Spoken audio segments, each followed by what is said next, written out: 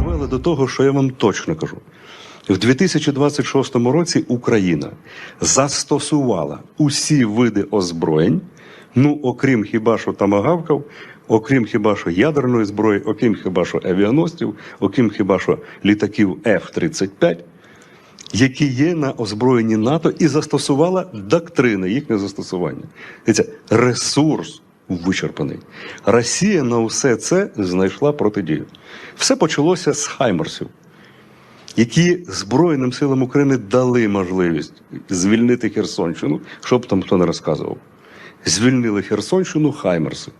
Звільнили остров Зміїний, Богдани і французькі Цезарі. Херсонщину звільняли хаймерси. Вони рівно через місяць перевратилися просто в безглузду штуку, яку просто неможливо використовувати. І в Ірані це підтвердили. Дивіться, ексклюзивне право на застосування сили в світі після 45-го року, мали тільки два блока. Це ексклюзивне право на сьогоднішній день отримали всі.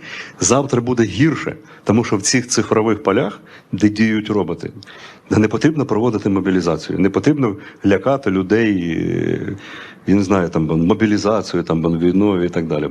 Завтра буде достатньо рішення в Австралії нажати 2 кнопки для того, щоб, наприклад, роботи знищили всю енергетику, наприклад, в Польщі. Все. І потрібно встановлювати правила. Це нова nuclear weapon, яке зараз виникло.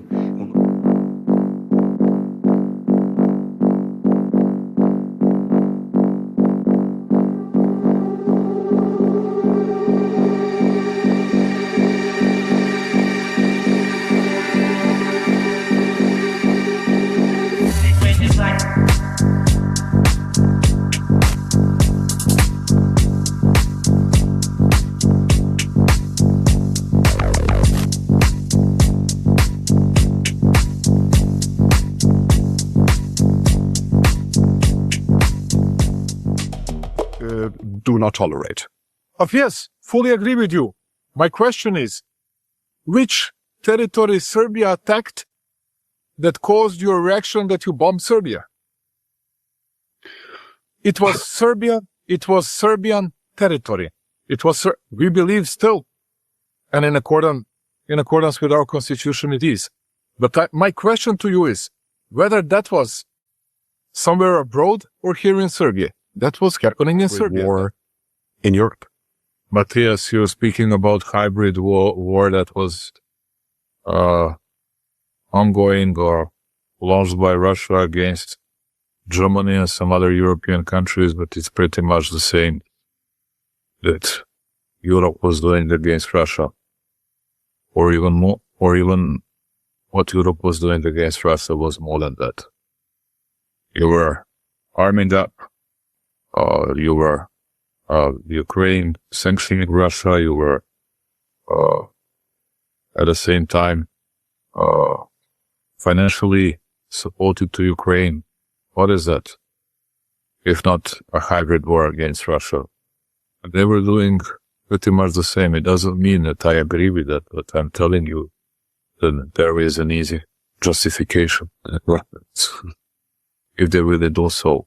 And from here we noticed we had some examples, and we, as a matter of fact, operated even with your intelligence agencies in order to prevent some of these hybrid attacks. We had some successes very recently, and I believe that even your public got these informations. But what we all need to do is more of a rational approach. You need to put yourself into, Matthias, I know that it's very difficult to speak to people when they are one-sided, but you need to put yourself into both shoes of Zelenskiy, shoes of Putin. As Europeans, we are lagging behind. We are lagging behind because we work less than Chinese and Americans. Let us make it very clear. Is it true, Matthias? It's true. You know how much people in the United States work? They have longer working hours, even less paid, but I still have an eye of a tiger in order to deliver the very best results. It's very much the same situation in China. In Europe, we enjoy our lives, all of us. I'm not excluding Serbia. We indulge our lives. We go twice for a vacation, 15 times a year into city break, making city break destinations. And we believe that something will come out of the blue that we'll be able not to lagging behind United States and China. This is reason number one. We work less than Chinese and Americans, and it's our fault. It's not their fault. This is number one. We need to change something on this, and we'll have to work harder, and we'll have to work more. Please, if you want to have this kind of discussion, because I believe that would be good for your viewers to hear it. Why did you take 14% of Serbian territory, which was guaranteed by UN Charter and by UN resolution as well? And it was happening just after the aggression against the Republic of Serbia, which was led by 19 NATO countries without permission of Security Council of United Nations. And then you want me to ask you thousands of times, was it just solution to do it? Or my question would be, wasn't that an opening of big Pandora's box? And at the end, actually it was. And you cannot have this kind of double standards or saying, well, this was okay, although we didn't get Security Council, UN Security Council decision and permission on that, but we were doing so, and we were taking Serbian territory, although that was internationally recognized territory, and although we did it against UN Charter, but we are strongly against it because it's a wrong message when it's happening, in Ukraine. And I agree with. No, Matthias, I agree with you. That's why I can say that we do support territorial integrity of Ukraine. And we do support territorial integrity of Ukraine. But we have this right to say, and even with that, we are saying we need to reach a peace. And you are saying, well, we need to avert any kind of wrong messages to the world. But we have already had wrong messages. You can now discuss it, whether it was humanitarian disaster in Serbia or it was not humanitarian disaster. Then Russians will say it was humanitarian disaster in the east of Ukraine. They banned their language and everything else.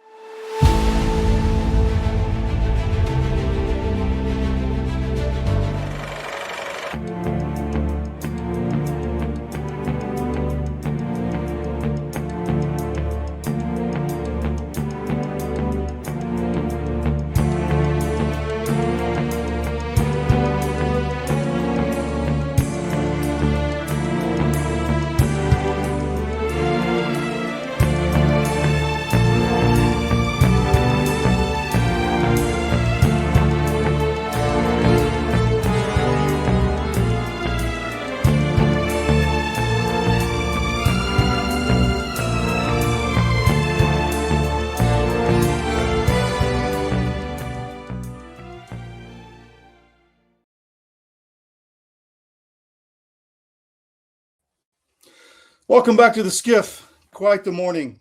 We've been up pumping all night, and so many stories going on out there. A little bit of a delay getting in this morning. Sorry about that, but we're here. We made it. I've got a great lineup today. Tom Teague is coming on in the second segment, and then Pete Blaber will be here for Ukraine SitRep in the second hour.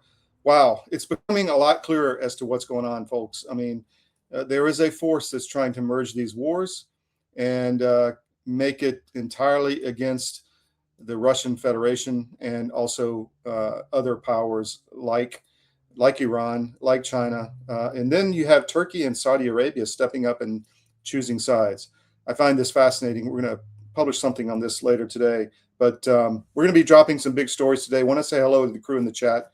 You're cleared hot. Check out whatfinger.com, great aggregator site. They post a lot of our content, and we're very appreciative. Ukraine, Serbia, all of this is merging. They're going after Serbia. Zelenskiy, who now is the point man for this globalist blob that wants to eat the world. I mean, that's what's going on here. I mean, he is becoming, they're making him the dictator of choice in the Central Asian area and European area. He's got, a massive army with half mercenaries, half robots. It's just insane what's being built there, and it's destructive, and it's going to cause World War III. And we're going to talk about that a little bit with Tom and with Pete as well. It's becoming very clear. Let's do the mission brief real quick, and just running a little late today. All right, Zelenskiy presses Serbia. I want to dig into that later. Iran pushes back in the Gulf. Zelenskiy attacks Russia. Syria and Russia make deal, and Todd Blache is confirmed. We're going to get into all that. I've got a big show today. Stay with us. We'll be right back here on the SCIF. Don't go anywhere.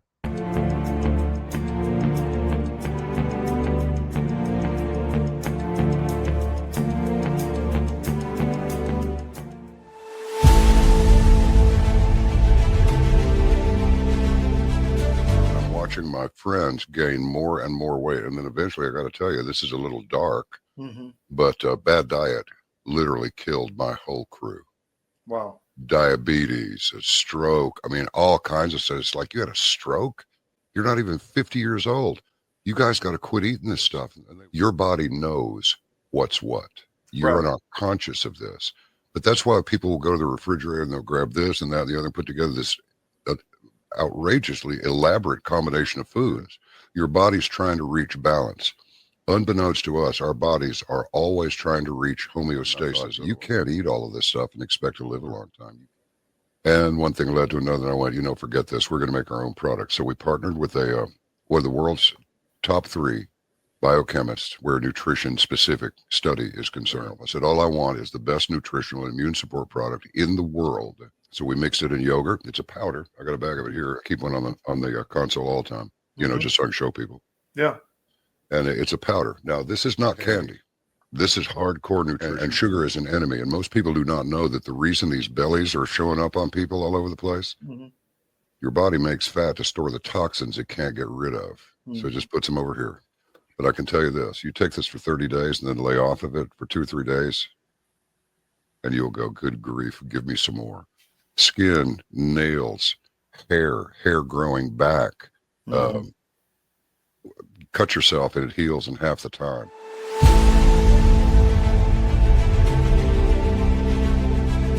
I'm David Cross, and you may know me from my election integrity work, but I also own U.S. Asset Management, an investment advisory practice. I've been an advisor for nearly 30 years, and one of the questions I get asked most frequently is, do I have enough money relative to other people my age? And while that's an interesting question, it's also the wrong question. The right question is do you have enough money to sustain your lifestyle for the rest of your life? This is a question you should know the answer to. This is what we do. Check us out at us-am.com and look for our big proud American Eagle logo.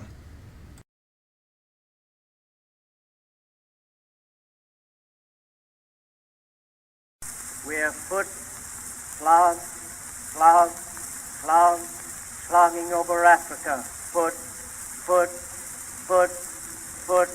slogging over Africa. Boot, moving up and down again. There's no discharge in the war. 7, 6, 11.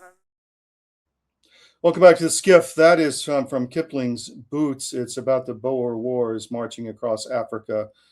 I spent weeks listening to that, blasted in my ear 24/7, and survival and evasion resistance training in a mock POW camp. So I have a fondness for that baked into my memory. Anyway, glad you're back with us. We've got a big show today. Tom Teague is going to bring him in a second, and then Pete Blaber for the Ukraine SitRep in the second hour. We have been up all night. The world is morphing toward a global war. That's the theme of today, but also all the economic aspects of that. And I want to bring somebody in now who's really got the handle on that side of it. And we're going to talk about the Fed. That's Tom Teague. Tom, thank you for joining me, man. How are you? You're back in the cabin. I'm back in the cabin. No more friends. All right, cool.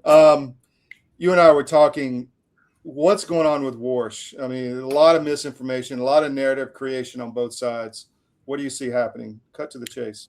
Yeah. So, I mean, last week, Besant put out a tweet about, and he gave a speech, and he was basically saying that or it was an interview, and he was just referencing that a lot of the media, the mainstream media out there, with regards to financial media, are just a bunch of stenographers. Mhm. And that really upset him. And then he put out a tweet about a guy who works at the Wall Street Journal, Nick Timiraos, Mhm. and how he was just a stenographer. And the reaction to that I found incredible. Like, they can say whatever they want to about Bessent and Warsh, and how they're in Trump's pockets and they're puppets and blah blah blah blah blah. If you say one thing about the press, they all go nuts. And it blew my mind. Like these people take themselves so seriously. I mean, I personally think that Nick Timiraos is a hack. He is completely anti-Trump. Yeah. He was out there talking about how dangerous the tariffs were going to be. And it made me wonder how much the Powell Fed had been affected by, the excoriation that they got in the press, because Powell messed up so many things.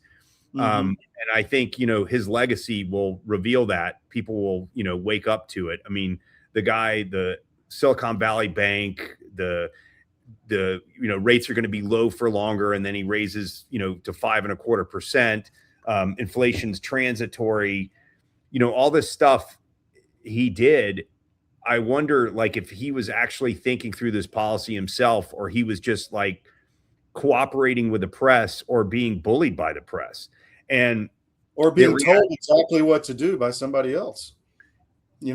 Correct. Well, I mean, I think that's definitely, and whether the press is completely, working for those people who are telling him what to do as well, I don't know. But their reaction was like that they were like some protected religious group that you couldn't criticize, and they are a bunch of stenographers. And every time a number comes out, the Fed's leaking to these people in the media about, what they're thinking and what they're going to do. And I found that it's completely unhelpful, because it basically, a lot of these big, hedge funds out there that are macro guys can read right through that stuff, and they get protected on the market. They know the Fed's going to raise rates, and they start pushing rates, and, or they know the Fed's going to cut. And it's all sort of out there in the public domain, exactly what the Fed's going to do. And there needs to be some mystery around the Fed, so people can't push bonds and markets around. Yes, correct. And I think that's the main point of Bessent and the main point of Warsh. And it's amazing, and we see this not just in terms of the Fed, but we see it in terms of the CDC and all these other, institutions full of technocrats. They're the ones who are ultimately governing the country, not our elected officials, right? They make all the decisions. And it's just incredible to me that the Fed has basically floundered, that people in the US have not had better lives, that, the other thing is during the Powell, years, every time we'd start having growth and normal working class people would finally start getting traction in their lives with the economy, the Fed would come out and raise rates and say, oh, we're protecting Main Street from inflation. Well, they're not. They're causing them to lose their jobs and their pay to stay the same. So, it's a weird place. But I think, what you're seeing now with Bessent and Warsh, and I think they're very strong guys, is they don't buy into this. They don't buy into the Phillips curve that, employment is going to cause inflation. They're basically pro growth, and that's what we need to get out of this debt mess that we're in right now. Yeah. And so to challenge that conventional wisdom, which is the way this Keynesian way the Fed's worked for all these years, is in a lot of people's minds, it's blasphemy, and especially the media. And I think it's great that they're challenging it. I think it's great that Warsh is trying to look at things different. And I think you're going to see a very different Fed under Warsh, and he's going to be very supportive of growth in the context that it's not causing inflation. And, one thing, I spend a lot of time doing is go back and find when we've actually had demand inflation. Mm-hmm. It's almost always caused by supply, like a supply shock, right? It was coming out of COVID. That's when we had the inflation. We couldn't get parts from China. We didn't have enough food, and they raised interest rates into that. What that does is it means that you're not finding new types of supply and in increasing supply. You're just waiting for demand to come down to meet whatever supply exists. And this is like a stop-start process. And I think it's also what Warsh and Besson allude to in terms of like the Fed creates these cycles and then they have to go bail everyone out when they've caused a recession because they raised rates too early. And well, they bail out the big banks. They let the middle class, the regional banks go under, essentially.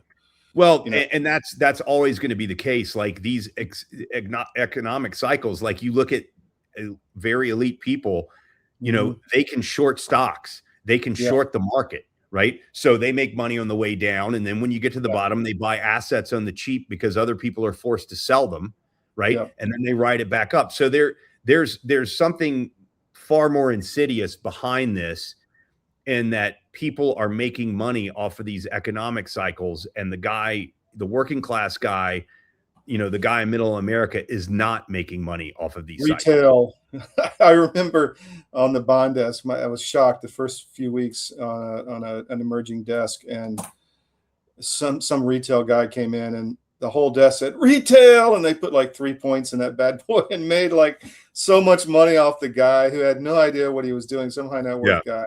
I mean, that's how it rolls, man. Yeah, no, I think it is how it rolls, and changing that and watching all the sycophants in the media in the mainstream media is pretty disgusting, right?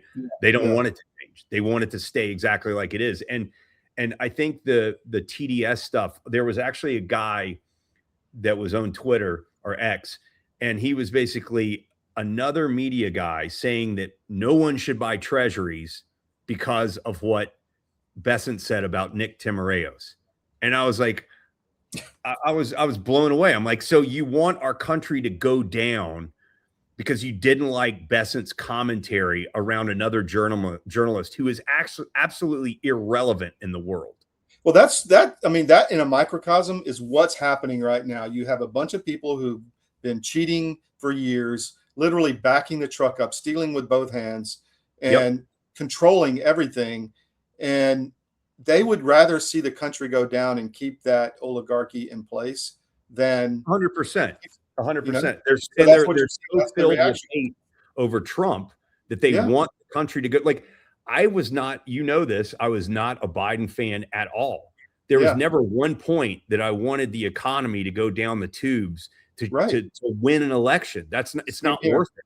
Right. It's just not worth it. It's un-American. And people are like that with Iran. Like people are like, oh, well, like who believes anything that the Republican Guard says? Like literally, they are lying all the time.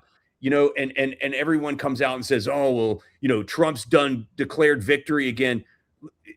I say this all the time. We don't know what's going on behind the scenes, one.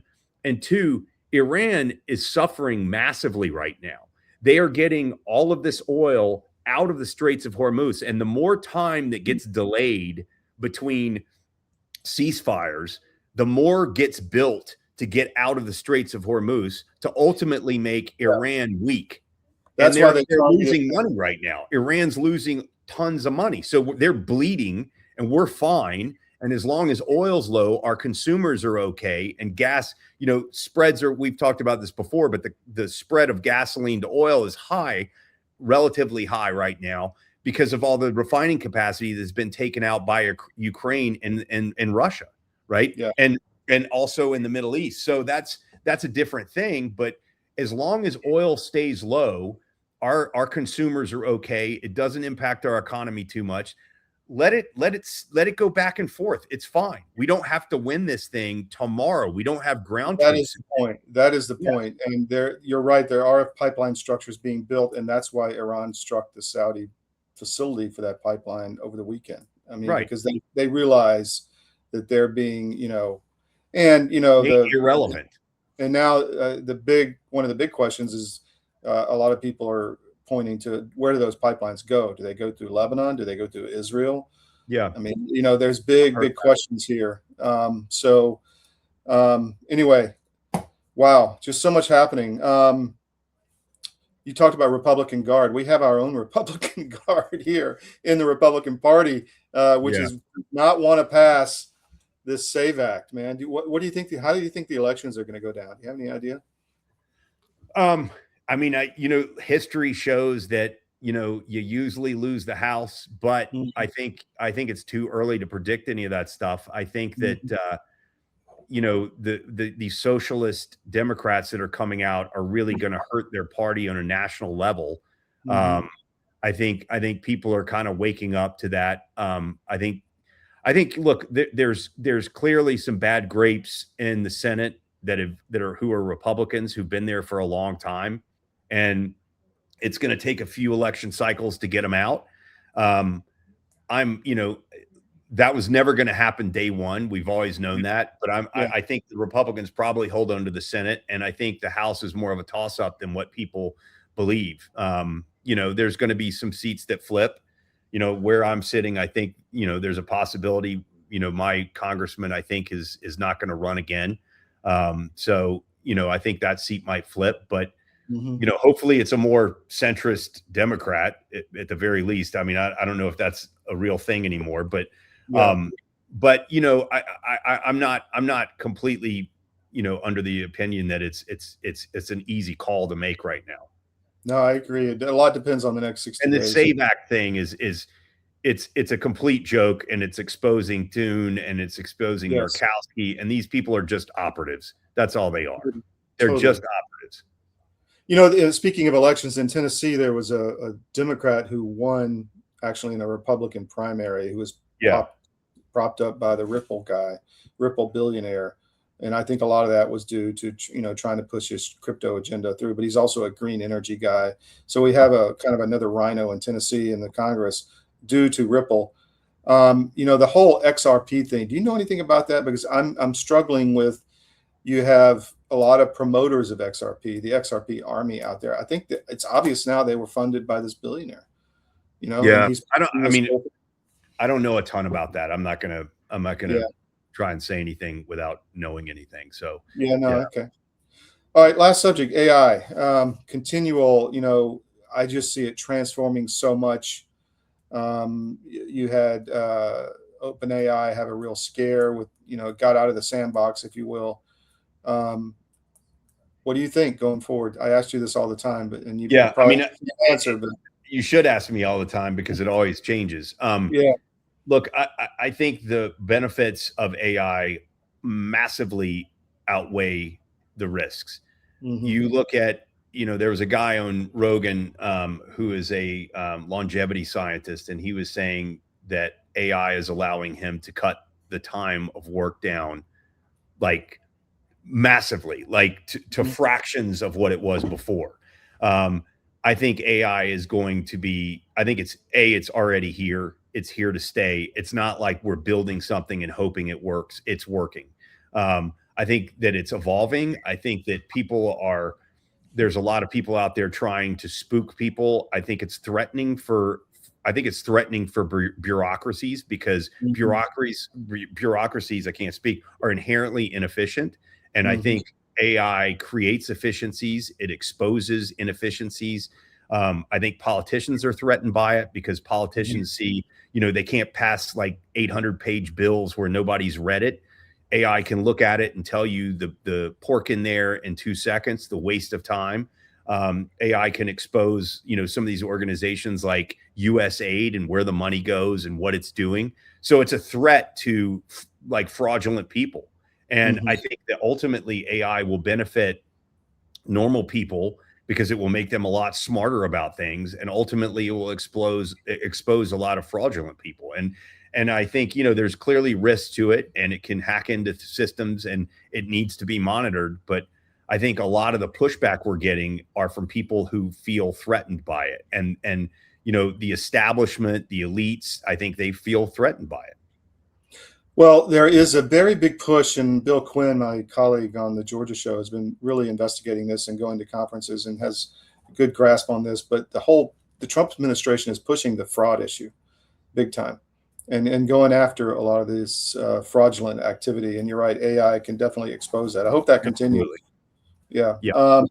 So I lied. One more question. You have the Iran war, or the Iraq, or Ukraine war, which is not ending because they don't want it to end. You have Europe pushing this, MI6, UK, Brussels, completely behind it, trying to get into war with Russia. You have the US trying to back out. You have now that matrix trying to merge the Iran war with the Ukraine war. Zelenskiy said that multiple times. And now you have Zelenskiy going to Serbia, trying to pull them and pressure them. So I see like a really dark. Good luck on that. thing. What's that? Good luck on that. Yeah, well, I mean, Israel is building weapons in Serbia now. So it's, where there's a lot of leverage going back and forth. I see something really, really dark in all of that being built in the middle of Europe, and I see it getting bigger and bigger. Well, I think what's dark about it is I think you have leaders in Europe who are so desperate to stay in power. I mean, this is the real problem, right? We have elected leaders now that are completely unaccountable to their voters. I mean, everywhere, not just here in France and Germany, in the EU with von der Leyen, all these people. And they're so desperate to keep clutching power that they're willing to start a war with a major nuclear superpower, probably the second or third largest power in the world, who doesn't screw around. And I think, the fact that they're willing to risk all the peace they've had over these years and start World War III, like you made a comment earlier, shows you how corrupt and how bad these people are and irresponsible they are. And, they should be held accountable. I mean, they should be held accountable for this. Like just making these idle threats to try and start a war, or these like hot threats to start a war with Russia is inexcusably bad, and I don't like, if that's what they're willing to risk to keep power, they should all be thrown in jail. Well, I see that what you just said as like one step down. Yes, they want to stay in power, but above that, I think they want to gain global power. And I think, I mean, I think they're puppets, clearly, right? Yeah. It's the people who control the strings, right? And they're willing to throw the people, the citizenry across Europe into a hellish landscape in order to do that. They don't care, right? And I think, and immigration is another weapon in that. The migration is another weapon. It's not absolutely. Just as powerful. Well, they didn't like what the people were saying, right? Like, so when labor started getting angry across Europe that they were exporting jobs and closing down factories and all under the guise of climate change, moving them to China and importing like all this like green technology from China that is burning more coal and producing more CO2, which by the way, I don't have a problem with CO2. But when they were doing that and they didn't like the fact labor people, working class people didn't like that, they started bringing in other people to replace them. Yeah. And that's what this is. That's what it is. Yeah. And it's destroying their countries. The crime rates are exploding. The unrest is exploding. There's not enough to go around. The benefit systems are creaking. I mean, it's a complete, it's production. Complete suicide.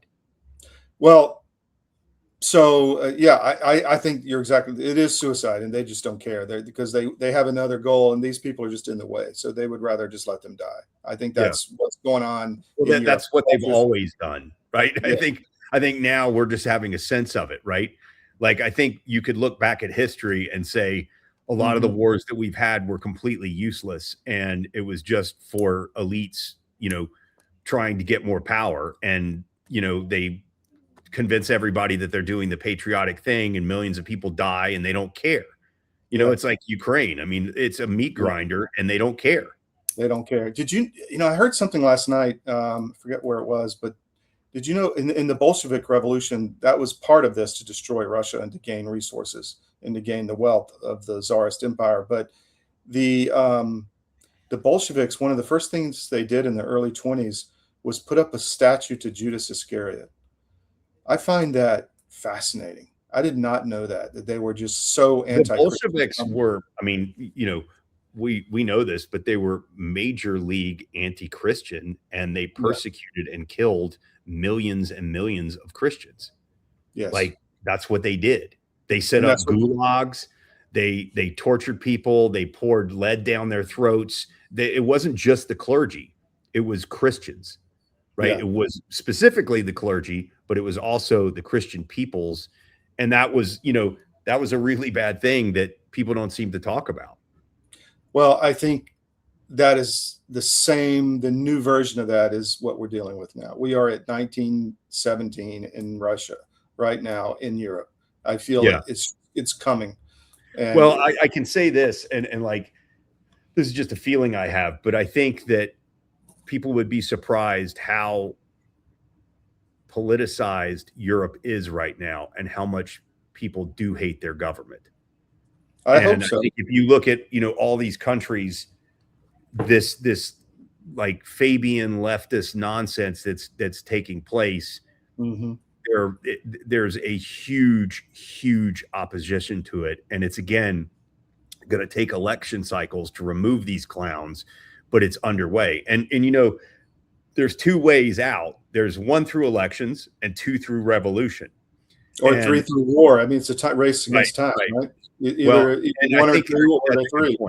Yeah, I think that's a good point. They're certainly going to try that. But I mean, look, I think if you think you're going to conscript people in Europe who are unwilling to work, regular hours and want vacation, to fight Russia, good luck. I don't see how that's going to happen. And I don't think under Trump he's going to commit the U.S. to any of that. He sees it, and it's a complete waste of time.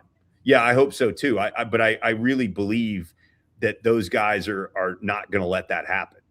If it were an easy win, it would still be a waste of time, because you know what? You're going to get Russia, like, and I tell this to people all the time, and they look at me sometimes funny, but I'm like, of all the leaders Russia has had and could have, Putin is probably one of the most stable guys and reasonable people that there is out there. And I think, and I hear this from people in Russia all the time, there is a deep state in Russia. And if he doesn't start becoming more aggressive, they're going to go after him.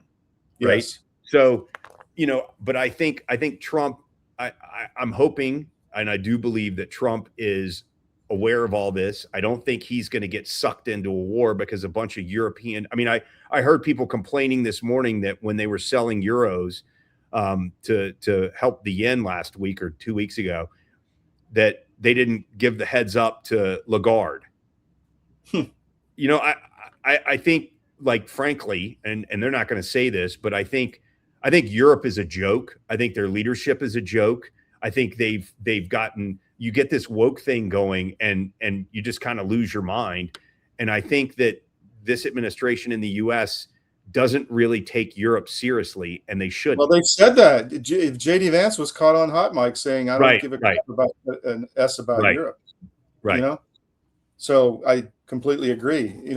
My take on Trump is that I don't think all his campaigning was lies. I think he has been confronted with the reality he's having to deal with. I 100% agree. But I mean, it's like everyone's saying that, like, oh, he got forced into this Iranian thing.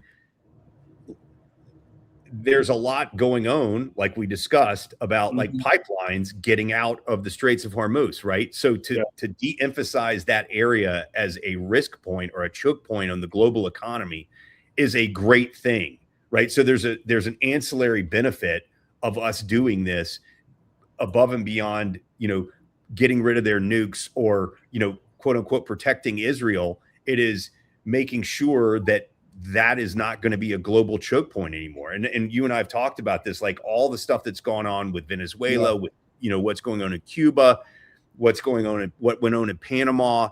It's all about securing the American empire. Yes. Right. Pax Americana. And I think those are all good things. I think Trump gets that. I don't think he goes out and talks about it a lot, but I think if you watch and observe, you'll quickly understand that there's a method to this madness. I think the messaging needs to be better. I wish he would just come out and say, look, we're going to keep, the cliche, all options on the table, but right now we're just going to sit and blockade them. It's fine.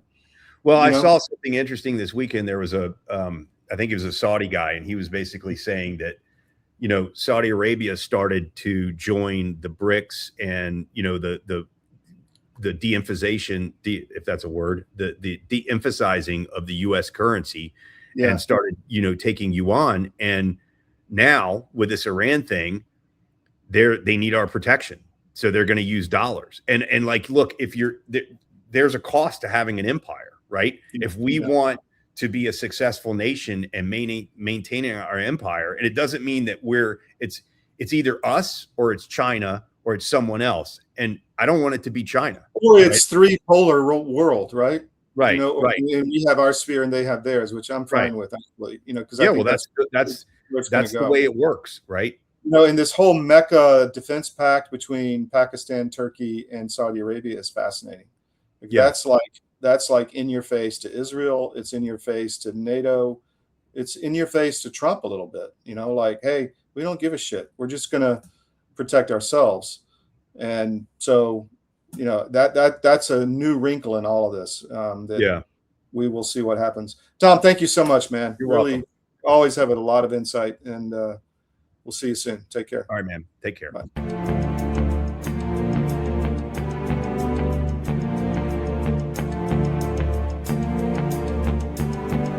First time ever, we're bringing you My Pillow mattresses and mattress toppers for as low as $99.98.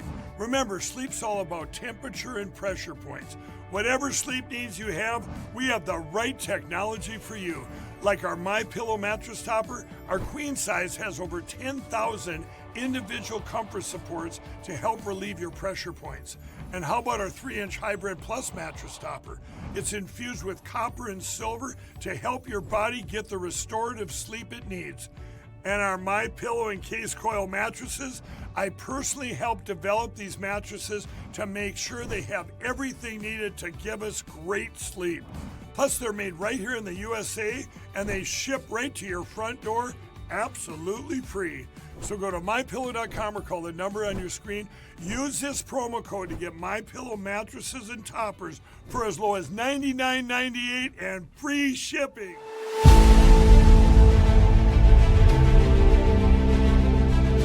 I'm watching my friends gain more and more weight. And then eventually, I got to tell you, this is a little dark, but bad diet literally killed my whole crew. Wow. Diabetes, a stroke. I mean, all kinds of stuff. It's like, you had a stroke? You're not even 50 years old. You guys got to quit eating this stuff. Your body knows what's what. You're not conscious of this.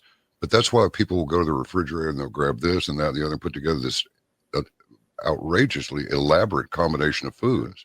Your body's trying to reach balance. Unbeknownst to us, our bodies are always trying to reach homeostasis. You can't eat all of this stuff and expect to live a long time. And one thing led to another, and I went, forget this. We're going to make our own product. So we partnered with one of the world's top 3 biochemists where nutrition-specific study is concerned. I said, all I want is the best nutritional and immune support product in the world. So we mixed it in yogurt. It's a powder. I got a bag of it here. I keep one on the console all the time, just so I can show people. Yeah. And it's a powder. Now, this is not candy. This is hardcore nutrition. And sugar is an enemy. And most people do not know that the reason these bellies are showing up on people all over the place, your body makes fat to store the toxins it can't get rid of. So it just puts them over here. But I can tell you this, you take this for 30 days and then lay off of it for 2 or 3 days, and you'll go, good grief, give me some more. Skin, nails, hair growing back, cut yourself and it heals in half the time.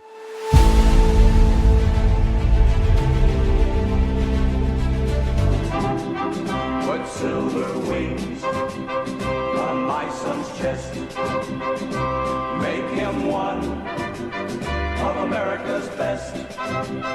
He'll be a man. He'll test one day. Have him win the Green Beret. All right, welcome back to the SCIF. A lot going on today. I want to say we're making our vertical channels, like all the different papers, Miami, Florida, Georgia, Connecticut, Manhattan, etc., AFP, the military channel. We're making them into kind of we're always going to continue to post our really fabulous content, but we're going to amp it up where you're going to get a continuous news flow. The verticals will have specific channels, like military will have military, but you're going to have a continuous news flow from third parties. Hit those X and Telegram accounts. So if you haven't signed up or subscribed to us on CDM on Telegram or on CDM_press, you're going to see that. We're working through some of the kinks right now, but that's going to be hitting pretty soon. So you'll see that. We got more trips coming up soon. I'll let you know more about those as we get closer to that. Check out Nucleo Boost.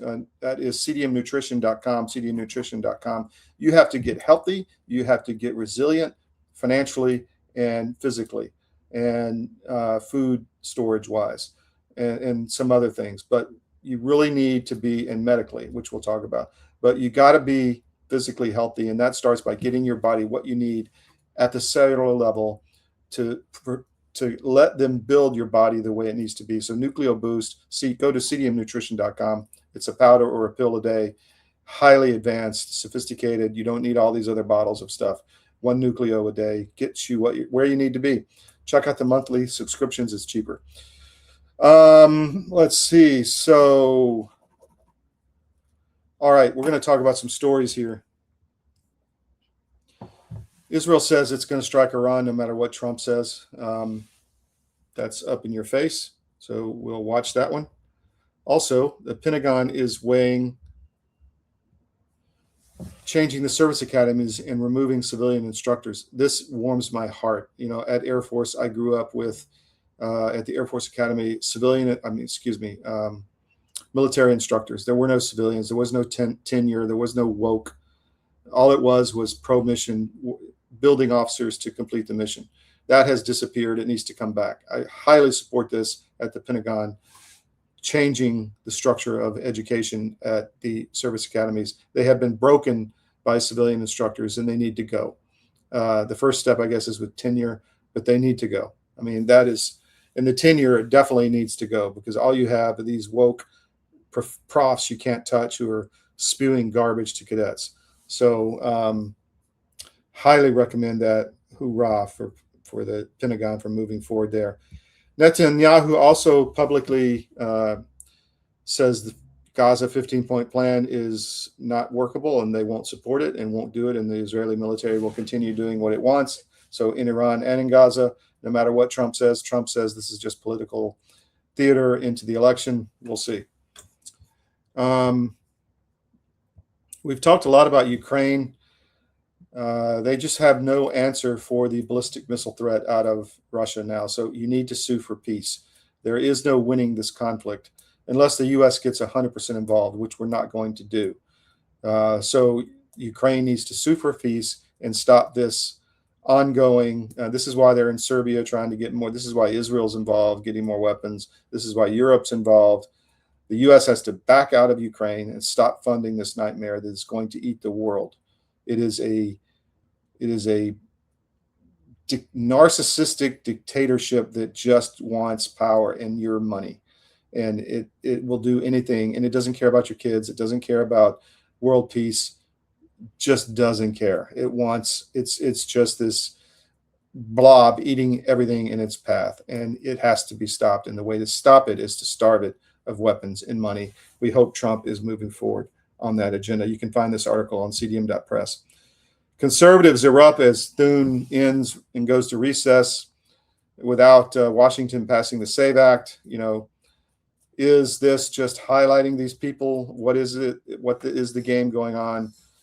Bill Quinn says there's more coming on the fraud and releases on all these people, but we will see. We're continuing to just report the truth. Senate confirms Todd Blache as Attorney General. I guess that's a good thing. You know, I've had my doubts about him, but he has done some good stuff recently. So we'll see. We're still waiting on the arrests, Mr. Blache. We're still waiting. So let's do your job and let's clean up our government. All right. This one is on our our Eastern European site, Tsarism.com. Syria and Russia reach deal to reorganize Moscow's military presence. That side is not pro-Ukraine or pro-Russia. It's pro-peace and pro-information on the region. We have everything from the Balkans, East Europe, and in Central Asia on Tsarism.com. That's our main site for all those articles.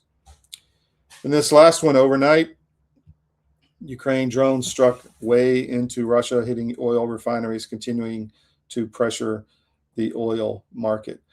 So before we go into some of the, before we get Ukrainian SitRep up here with Pete Blaber, I just want to talk real quick about gold. We have said over and over, let me bring this up. We have said over and over that it's time to get healthy financially and protect your assets financially. I don't know where the U.S. markets are going to go. What I can tell you is there's going to be massive, massive, massive turmoil. And the way you protect those assets is with gold or precious metals. So go to cdmmetals.com. That's cdmmetals.com. You call Ira Brashatsky, who's been on the show many times, and he will just have a conversation with you. He's not a bad guy. He's not pushy. But he will try to answer your questions about how to protect your portfolio, whether it be cash assets, you can move it into precious metals and physically hold them, or in your IRA, where there's an IRA custodian that holds it for you. So you can do all of that through cdmmetals.com. You fill out a form, he will call you, or if you call him direct, make sure you tell him we sent you at CDM. And I just think, gold's way down. We've talked about this. It's building a baseline price. The charts look great.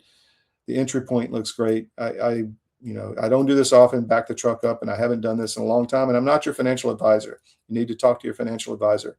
But I do believe right now is a really good time to look at precious metals in your portfolio, especially with all the risk in the market and all the risk geopolitically. Put your assets in something that will hold their value. But let's, if we get into some stuff, really bad stuff, you're going to thank me for it. All right, we're going to take another break, and we'll come back. We've got Ukraine SitRep with Pete Blaber. Don't go anywhere. We'll be right back.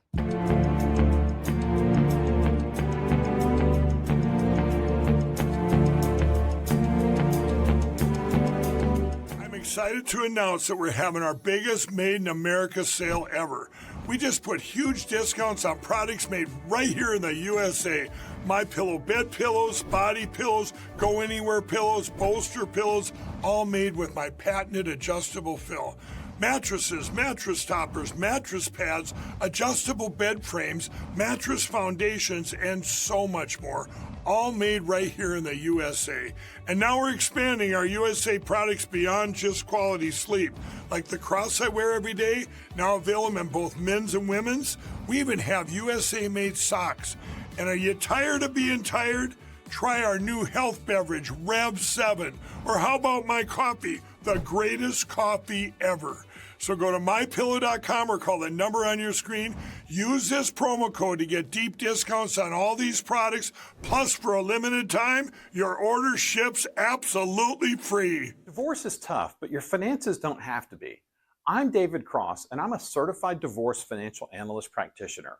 My job is to help you get a fair financial settlement in your divorce and to guide you to smarter money decisions. Find out how we can help you. U.S. Asset Management. It's your money. A warm welcome here at the National Press Club. Welcome to the journalists, welcome to the Embraer team, and welcome to the other guests that we have here. I'm going to announce, and as some of you guessed it right when they came in, the first E2 order by an American operator. And that operator is Avello. We believe this is really a strategic shift to unlock profitability for the customer. I'm very pleased that we have Andrew Levy here as the CEO of Avello, and I'm very pleased to give the stage to share a little bit more about what Avello is going to do with the E2 195. Thank you very much. Couldn't be more excited to be here as part of this historic announcement. We have such a great cultural fit as companies, so we're very, very excited to be Embraer's newest customer. We launched our airline in April of 21, and our target is focusing on small secondary airports of large metro areas. We've carried over 8 million customers since we started on 63,000 flights. And we've done all these things with 1,200 of the greatest crew members I could ever imagine having, and many of them are here with me today. This is the right airplane for us. It's going to open up opportunities for us that no other aircraft can serve. The best thing about the airplane, of course, is you will not find a middle seat on this airplane. It doesn't exist. We won't have any to offer. It's going to be the best cabin in the United States, and we're so excited about that. This is going to elevate our experience to the highest level, and we think our customers are absolutely going to love the airplane.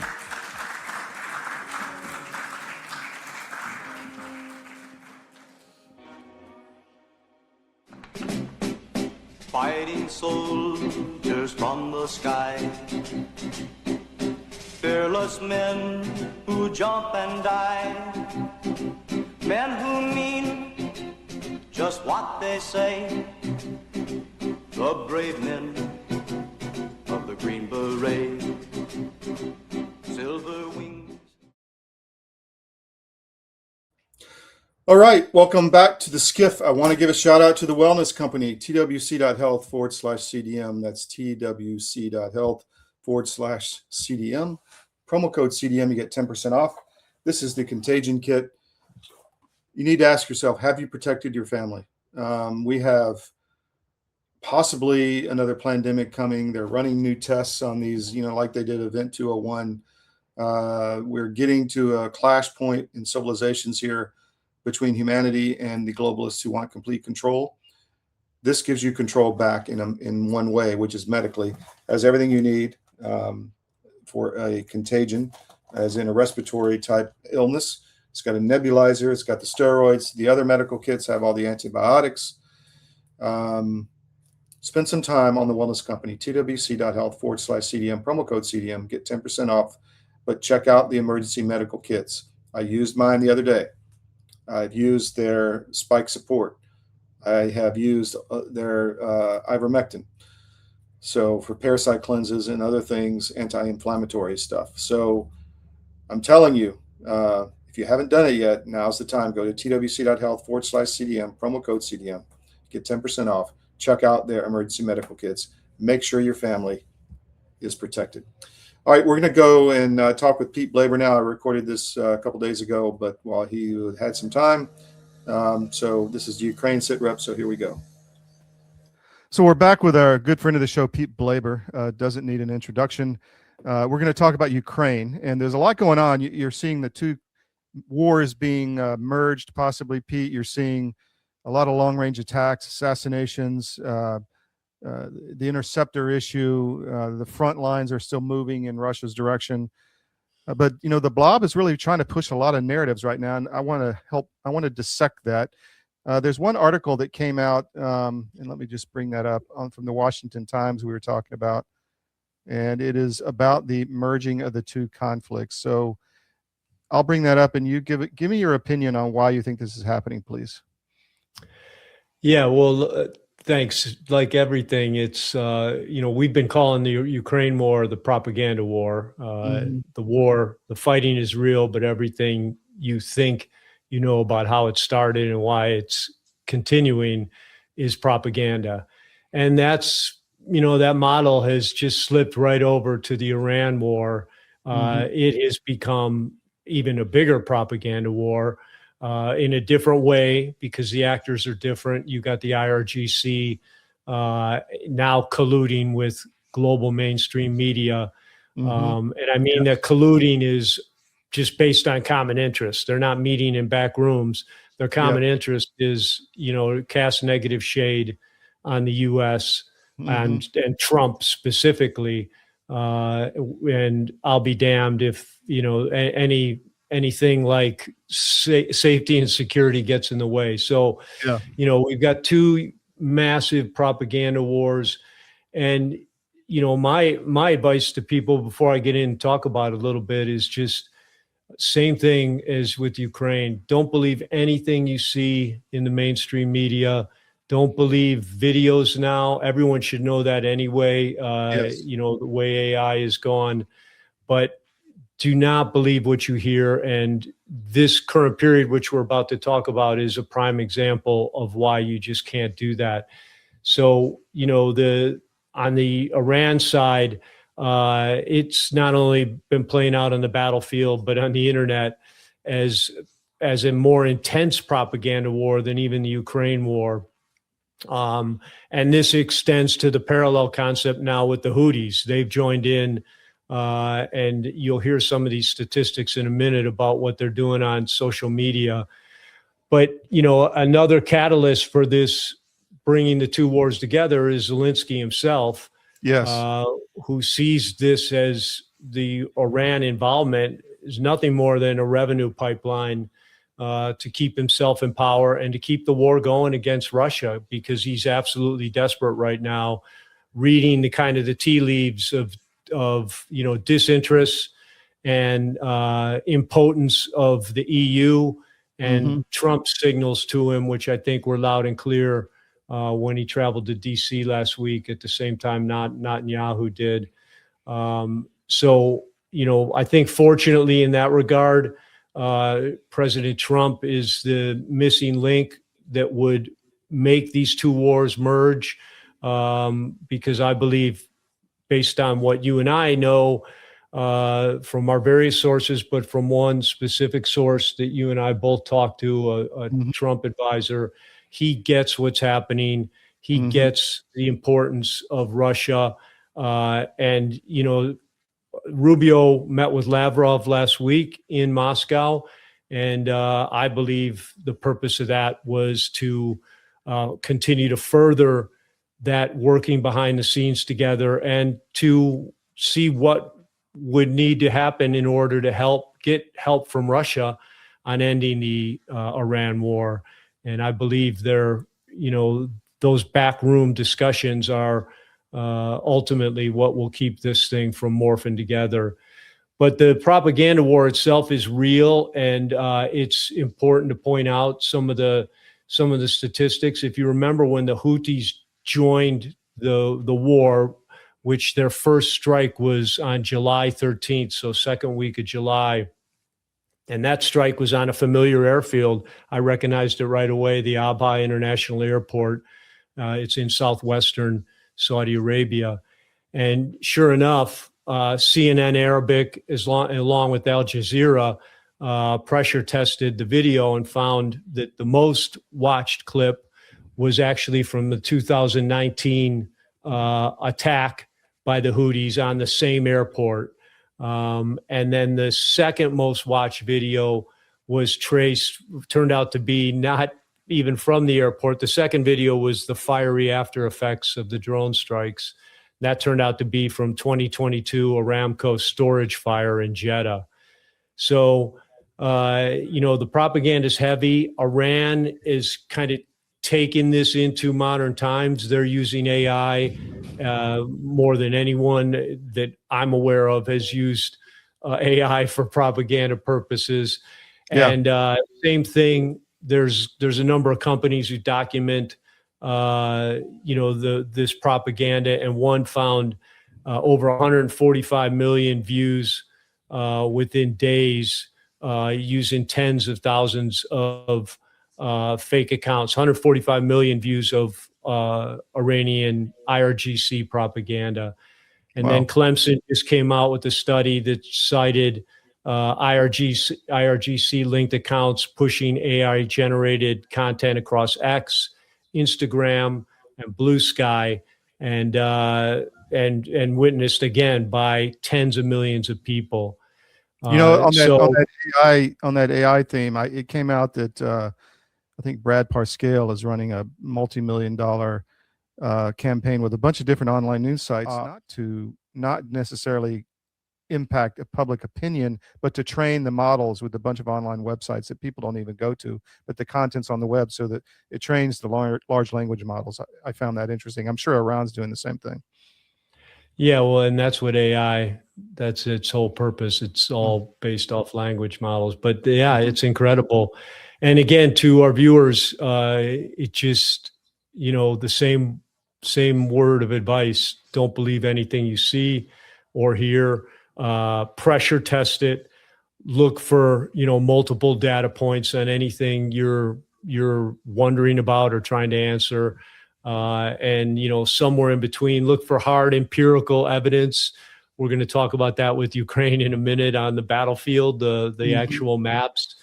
But I'll just end with this on the Iran IRGC propaganda and Houthi propaganda. It's expected that countries, especially super intelligent countries like Iran, would shift to something like this. But what's hard to stomach is that the global MSM is just complicit with them, is not checking any of this. So for Al Jazeera to expose the fake opening shots of the war by the Houthis is, should alone be memorialized. Al Jazeera stands alone as the only mainstream media outlet that called out the propaganda. So it's just disgusting, not just turning a blind eye to Iranian propaganda, but actually colluding with them and their obsession. I think we have a couple of screenshots of stories. Their obsession with saying the U.S. is out of ammunition, which I know from a very trusted source is, again, completely fake and made up. But they harp it all they can, and it has a two-prong effect. It's propaganda to the Western world who are watching this, trying to form an opinion, but it's propaganda back to Iran saying, hey, look, they're running out of ammo. You only need to hold on a little bit longer, and it'll all come out in your favor. So, that story has been, I've been noticing that depleted ammo story they have been working that hard across multiple vectors in the media. And yeah, I'm sure we have a problem with interceptors and with some very sophisticated missiles or other types of ammunition, but I know the Pentagon is on this. I'm in the Pentagon press corps. I get all the emails. I mean, they are signing. I got 8 contracts signed today with different types of high-end manufacturing or even low-end manufacturing at scale for drones and all that stuff. So I know it's a problem, but it's not like it's not being dealt with, and they're acting like the war's over. And I just don't think that's the case, because it's not over because us not having anything to shoot with. That is, in my faults. Right. But again, it complicates things. And, another example of something you never thought you'd see as an American, but it's here, and we got to get used to it. So, switching to the Ukraine battlefield, you mentioned the front lines, the propaganda war. I think 2 days ago marked the end of Zelenskiy's 40-day special military operation, his title, not mine. And it comes with incredibly ominous undertones for the people of Ukraine. The carefully constructed facade of success that was meant to drive this and orchestrate this PR campaign, which, was both directed specifically at Western leaders like President Trump, but also at the Western world to maintain support for continuation of the war. And that facade has been violently torn away to reveal Ukraine basically at this point, because nothing worked as they thought it would, down on its knees begging for a ceasefire. And Russia's recent attacks over this last week have revealed this catastrophic situation for Ukraine. They really don't have any patriots left to stop ballistic missiles, and it's the ballistic missiles that do the damage. Just 2 nights ago, Russia fired 27 ballistic missiles, and Ukraine said they took only 1 down. And I believe a total of 85% of all UAVs are making it through, because they're actually out of ammo. And they're out of ammo because they used it all on this 40-day PR campaign. So, Zelenskiy now, again, you don't hear this from the Western press, is proposing multiple ceasefire offers to Russia. One includes halting mutual strikes in the airspace. They tried that once, or they had it for the Russian Christmas, and attacks on enemy infrastructure, ceasefire on infrastructure in both countries. And so, that was the purpose of the 40-day war, but it really backfired on him because, first off, just a point on Russia, 2 weeks ago, and I think we showed a story about this on the show, revealed that Putin's giving one of his press conferences talking about Ukraine pleading with Russia, back channels for various ceasefires, various levels of ceasefire. Mm-hmm. The global MSN mocked him, said this is Russia propaganda, and now it's become reality, and it underscores something else that's a pattern throughout this whole thing. And it's not, you don't have to be a Russia backer or against Russia to admit this, but Putin rarely, if ever, lies about what's happening on the battlefield or what's going on in negotiation. He's very straightforward. And I'm not saying this in anything other than an objective way, but he was telling the truth here. And it, once again, reality and time proved him out. We talked about the 40-day campaign. It's the same thing in a different package that's been going on now, since 23 at least. And it's really shows the irresponsibility of Ukraine leadership, specifically Zelenskiy, because he just fired Syrsky and Fedorov. He's not making strategic decisions. He's making these off-the-cuff political decisions with his military. Yes. And the pattern is this: every time Ukraine has what is reported as some successes, and in this case, we'll call some of the long-range strikes successes, and then a couple of counterattacks. They had one down south, a very big one that failed, and also one in outside Pavlovsk. They did another counterattack there that failed. But the same thing happens every time. As soon as the PR window for these actions dries up, they get hit twice as hard, lose twice as much ground, and the people of Ukraine and their army are in much worse stead than they were before it. Right now marks, I don't want to call it a turning point, but it's certainly important to look at the foundational patterns that have availed themselves against Ukraine right now. And the first is what we just mentioned, the missile interceptor shortage. And that's real. And it puts them, in a really bad position because Russia is basically picking its targets around Kyiv, and the small, tiny, infinitesimal organic military industrial capability of Ukraine is now all but evaporated. And the second thing going against Zelenskiy right now is the political crisis of his own making. Fedorov was very popular, and so firing him, who, basically was had two kind of agendas: the digitalization of the army and the anti-corruption of the army, which, together probably have something to do with the real reason he was fired. Yeah. Yes. But it's causing a lot of problems, still internal discord for Zelenskiy. And then, as you showed, he fired the ambassador, who was shown to have gotten extremely wealthy being the ambassador to the U.S. That's a problem. Yeah. All these people in positions of power. We did a story back on the head of the central bank. I forget her name, Elvira something, 10 years ago, and she was running the central bank and went to London, left the country, and bought a flat for 35 million pounds or something like that. So, they get massive amounts of money in these positions, and the people know it, Yep, but she was fired and for blatant corruption, and you didn't hear a peep out of the mainstream media or the global media about it.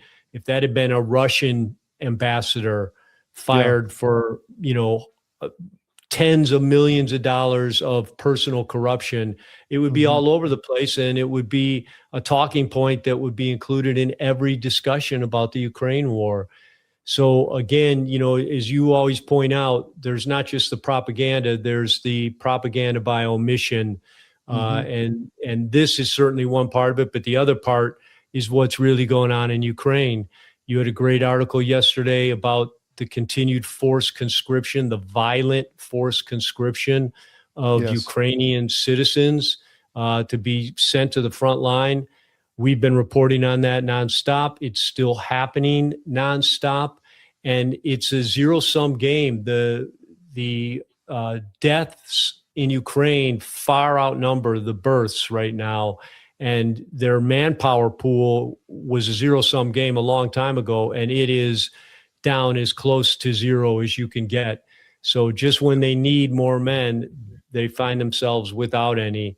Let me play this video real quick so people can see what we're talking. This is a good mobilization that is going on in Ukraine. Mobilization with an asterisk. This is a woman and her boyfriend were driving in the car in a taxi, and they were stopped by the bounty hunters. And this is the result. And this is the result.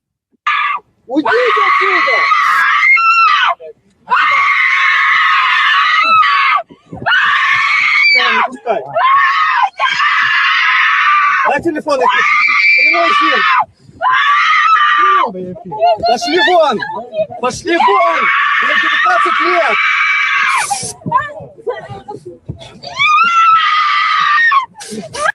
It's hard to watch, but you see them, they're spraying pepper spray in the woman's face. I mean, yeah. There's another video that I had that I don't have in front of us where bounty hunters going after a family, the men in the family, and there were women trying to stop them, and they shot one woman, ran over another woman with a bus, and pepper sprayed the third. So, you know, this is not a country, as you always say, Pete, that really wants to fight for what's going on when you're doing that to the people. They realize they've been duped, and they realize that how many men that everyone knows, whether they're relatives or friends, go off to this war and then are never heard from again. So the problem is not only deaths, but it's that Ukraine won't report those deaths back to the families so they can go a month, 6 months, a year, multiple years as the person's MIA, and they don't have to pay out the equivalent of what we call SGLI. Also, a lot of the abductions by these bounty hunters are for private military formations, so there is no SGLI. The government literally, they don't pay anything. So the bounty hunters, I think $2,000 a head or whatever now for a person. And where is that money coming from? But anyway, back to you. Yeah. So if I had to prioritize, it's the same two things that any common sense observer would have deduced all the way back in 22, 23. And that's the message is unsound to the Ukrainian people. The purpose of the war doesn't make sense. And the second thing is they have no organic military industrial complex. And you cannot sustain a long-term war without some sort of organic military industrial complex. If you're dependent on handouts, you have no chance of ever winning. And despite that being shown over and over again, with Zelenskiy coming hat in hand, begging for patriots last week, it's ignored again, and we pretend like it's not happening. You can be for Ukraine all you want. You can cheer as loudly, criticize anyone who says they're not going to win, but you can't deny these massive empirical facts. The people of Ukraine are not behind this war because the messaging, the purpose of the war doesn't make sense to them. And Ukraine, even if it was fighting at parity, cannot win because they don't have the ability to sustain themselves over time. And those are the two things that should be taken out. We mentioned, the results of making political decisions as a leader instead of military decisions for your people. And what's happened, again, unreported, is Russian advances on the front lines in July were the largest since 2024. And you remember 2024, summer, fall was where Russia retook Kursk and then continued driving into the Sumy region. I think I sent you a chart. Do you have that chart? Yes. Yes. So just so our viewers know, I monitor 5 of these mapping companies and individuals, and I take kind of an agglomeration of all 5. And this is pretty much in the middle right here from Lost Armor. Russia gained about 12,000 kilometers in July, and that's a lot of terrain. Putin is definitely, living the strategy that we've heard over and over. Russia's taking their time because they're protecting manpower, not sacrificing it. But even though they're taking their time, gains like that are hugely significant. And as we'll talk in a minute, they're on the outskirts of three key areas. And the first thing I have is from it's a message from a mercenary who's actually fighting on the Ukraine side. And he said, I have nothing good to report in terms of Donetsk direction, specifically the direction of Kramatorsk and Sloviansk. Russian drones are flying everywhere. Explosions are heard and often felt continuously. It's important not to sugarcoat the facts. It's bad. And spoken like a true guy on the ground, you can lie all you want, but it doesn't change what's happening on the ground. And I think Russia is used to that now. They don't really care what anyone says. They know what's happening. Yeah. Same thing. I had a source tell me he just came back from Odessa, where he witnessed while there an unprecedented Russian aerial offensive in response to, the Ukrainian deep drone strikes. And that offensive is completely blocked off the Ukrainian ports to the Black Sea, which brings Ukraine onto the edge of an economic disaster, which again, according to my source, appears completely underestimated and underappreciated by the international media. And I think there's a screenshot of the estimate is about 70 million each day from loss for Ukraine of exports. And so, Maersk this last week said they will no longer allow their ships to go to port in Ukraine. And that, again, risks being an economic disaster for Ukrainian farmers, their number one export. This is the peak of harvest season. We're just short of the peak. Their warehouses are overflowing. Many of them have been bombed, so they have a lack of storage space. And agricultural commodity prices have collapsed in Ukraine. So it's hard to project what they have. And I think one of their biggest exports is the sunflower harvest, which is just a few days away. So, the law of unintended consequences, which should have been intended, was violated here. They thought they could just do the 40-day PR campaign and Russia wouldn't respond. And that's how they responded. And now, as of right now, Ukraine is basically landlocked. Yeah. So the final thing I have is just the Telegraph story, the slow death of the coalition of the willing. If you can put that screenshot up. Yep. Yeah. So, it's just, if you just look across that group of individuals and think about leadership, and, their senseless obsession with defeating Russia and what it's caused, it's left all of their countries in ruins, economic ruins, social ruins.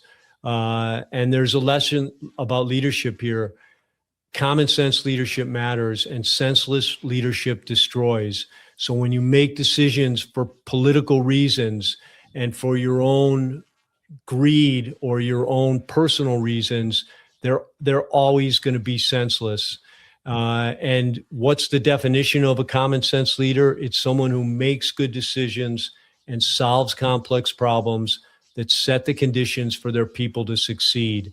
And that's where all of these European leaders and Zelenskiy, on steroids, have gone off the rails. If you're not making decisions that'll enable your people to succeed, they can't be good decisions. And, that begs the question, so what's motivating all these guys to make these senseless decisions? And I go back to what you and I have been talking about. It's the censorship industrial complex, which is one thing they oversee is the fraudulent election complex. They're both part of the same enterprise. And if you look through that line of leaders right there, I think every one of them, except maybe I think that's Norwicki from Poland, was elected under suspicious circumstances. They were not popular, and they were elected in their country. And so they know if Ukraine falls, me and my predecessors have no way to get back in power, and desperate men make desperate moves. And that's my take on why you see this desperate clinging on to the war to keep trying to fool the people of the Western countries and of Russia itself of what's really happening. And it's a historically negative thing, but if the only thing that matters is that we learn from it, and we never allow leaders like this to take over countries and to run the world again like they did here, almost into the ground. Completely agree. And I think the risk of them trying to start some nuclear conflict with Russia is extremely high. You know, you're seeing a lot of draft preparation.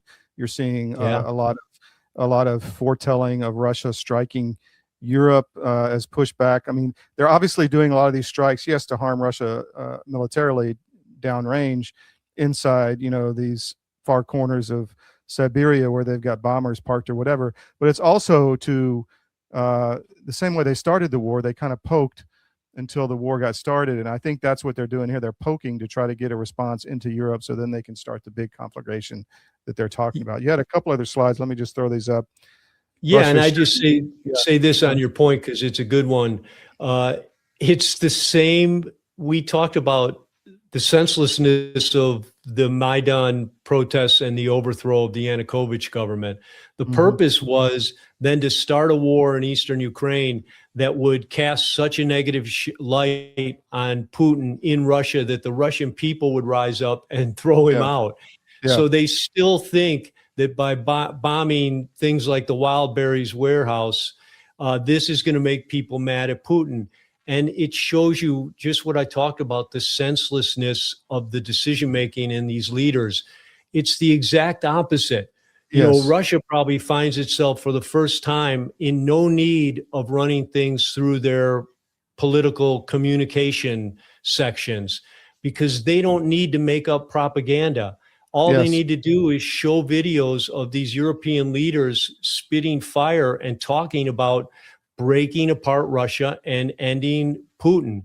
All they're doing is making... Well, there's a black cloud of smoke hanging over Moscow from all the Wildberry explosions, and they can't get... And if your packages that say you had a small business and they all just burned, or you were waiting for this one package you saved up all your money for, are you going to be mad at Putin, or are you going to be mad at the Europeans and the Ukrainians for doing it? Same thing, bombing a restaurant with a Russian general in it, killing the waiter, the cook, the concierge, and three of the people in there who were just visiting the restaurant. All you're doing is a favor for them. You're making the war more popular, not less. You're making Putin more popular, not less. And for some reason, they're in denial. They can't see that, but that's what's happening on the ground. Yeah, you're complete. And the assassinations have been a new tool. I mean, they're using them pretty regularly now. And also the, you know, they're trying to, I just wanted this slide you had up. One of the narratives being pushed is that Russians are help killing, you know, Americans. You know, I have no idea if that's true or not. I see it with skepticism.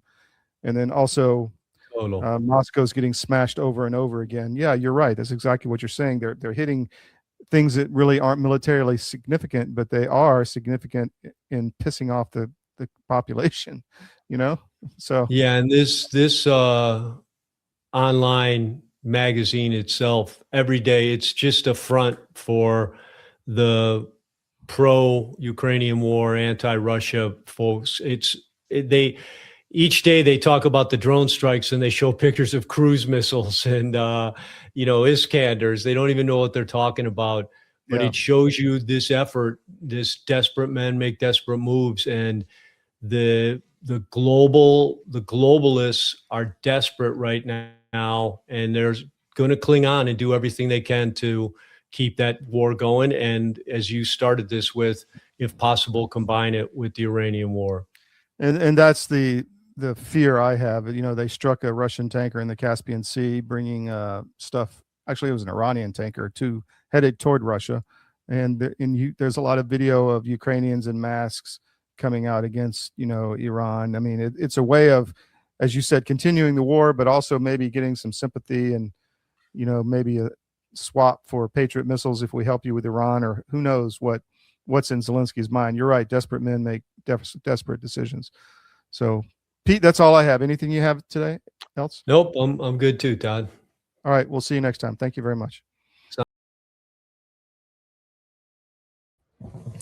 All right. Welcome back to the SCIF long show today. Hope you got a lot out of it. We're going to continue posting a lot on CDM. And as I said, we're going to have the third-party news flow coming in.